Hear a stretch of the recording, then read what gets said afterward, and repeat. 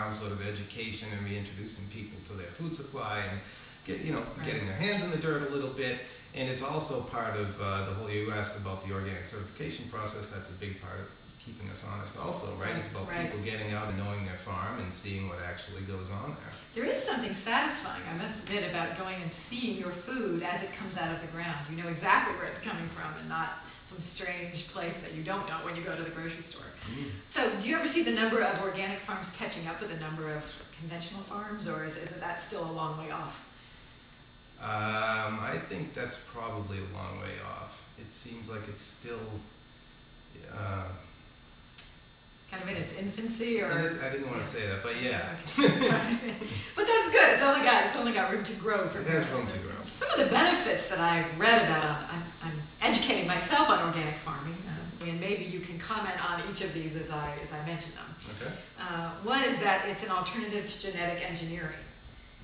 Is that the case? Have you found that, or? Well, part of the regulations for being certified organic is that we can't use genetically modified seed. Okay. So we can't grow those type of crops. So that is actually the case. Okay. It's also a way to avoid having antibiotics in your food. Yes, and I'm not so much in touch with that side. That's specifically certified organic meat production. But that's true. You can't give antibiotics to an animal, or for dairy or for meat. Okay, all right. After we look at benefits, we also have to look at the other side, because I like to be fair about representing everyone's opinion. But I have read some articles on the internet that organic food is more likely to carry pathogenic bacteria such as Salmonella and E. coli because of the types of fertilizers used. Can you tell us something about that, or do you agree with that? I don't agree with that. I don't really know where that comes from. I think it's because people understand that we use manures as part of our soil building process. There are very specific rules about how we use manure and the specific days between application and harvest. And in fact, if you look at the news reports of outbreaks that have been in the news recently, around spinach or hamburger, and the problems with these foods, it's got nothing. They've been conventionally raised, and it has nothing to do with organic food. Did you start out as a farmer and switch over, or were you doing something else before you started your farm operation? I've had a couple of different careers in mechanical engineering and software engineering. I've always been sort of a backyard farmer with chickens and vegetable gardens and pigs and stuff like that. But I always wanted to sort of make a living at it and do it full time. I couldn't stand the cube living. And for members of our audience who want to find out more about organic farming or get in touch with you about Plato's Harvest, where will they contact you? Oh, they can contact me by email. We have a blog, actually, is the best place to get information. It's platoshharvest.wordpress.com. They can also call me at 508-315-9429. Terrific.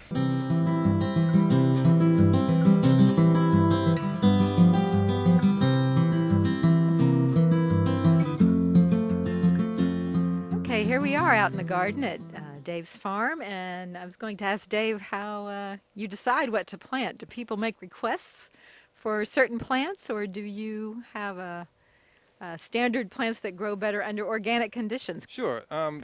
Well, some of each. I mean, I have a list of my own favorite things to grow and favorite things to eat. So, but I do get a lot of input back from people at the farmers market or people in the CSA, about what kind of stuff they want. As far as organic growing versus conventional, no, I mean, you can grow anything either way. So growing an organic eggplant's not any more difficult than growing a standard eggplant? Oh, it's difficult. It's more difficult. Right. I mean, there's a whole set of challenges with growing everything organically. For a lot of people, a lot of farmers like to just grow a big 1 or 2 or 3 different things because it's sort of easier just to have sort of a monoculture system. Just that's all you do, and you do it well, and that's what you do. But where we're trying to appeal to both farmers market and CSA, they really variety is really important, to have a mix of stuff, and to have a mix of stuff that starts early in the spring and goes through the summer and goes into this time of year. This is constantly different thing. If we just focused on tomatoes, it would be a short season. I want to talk a little bit about pest control with plants. I know on a conventional farm, this is kind of the main point, I assume, of organic farming is that you try not to use pesticides and herbicides and the like. So what do you do when you're raising organic vegetables and you can't use those chemicals? How do you manage pests? Well, there's a whole variety of techniques. The primary point of organic farming, pest control is just one aspect. The primary point is about feeding the soil and growing the soil and having the soil provide a nourishing environment to grow nourishing crops. But as far as pest management, we have a whole list of various techniques that we use to either physically isolate or keep pests from attacking the crop, or to kill them after if they are infested. I understand you have an example for us. You want to show us a plant that's been attacked perhaps by pests and what you might do about that. This is pak choi. It's an Asian green. It's a member of the choy family. It's a brassica. It's very attractive early in the season to flea beetles, which we have quite a problem with. This time of year we have cabbage worms and cabbage loopers that are also attracted to it. So you can see that one part of pest control is we ignore them. And that was the case on this one. Actually, we have some soil-borne bacteria that are organically approved that we can make a slurry with and spray on these that will actually kill the worms. And we did that a couple of times, but apparently we weren't thorough enough. So would this amount of damage disqualify this plant from harvesting, or? Yeah. That pretty much there's nothing wrong with it, but it's not attractive. Okay. And So if you found a less damaged plant than this one, and you saw a bug on there, what would you do that's legal, being an organic farm, where you could control that? So if it gets infested, I prefer to prevent it from being infested. But if the crop gets infested, we do have there's a list of organically approved products that we can use. And so one of them is this BT, Bacillus thuringiensis. It's a soil-borne bacteria. They concentrate it into a dried form, and we can mix it up in water and put it in a regular sprayer assembly or tank, just like a conventional farm. Only it's not a chemical insecticide. It's a organically approved insecticide. And so we would go and spray the plants, and that would kill the bugs.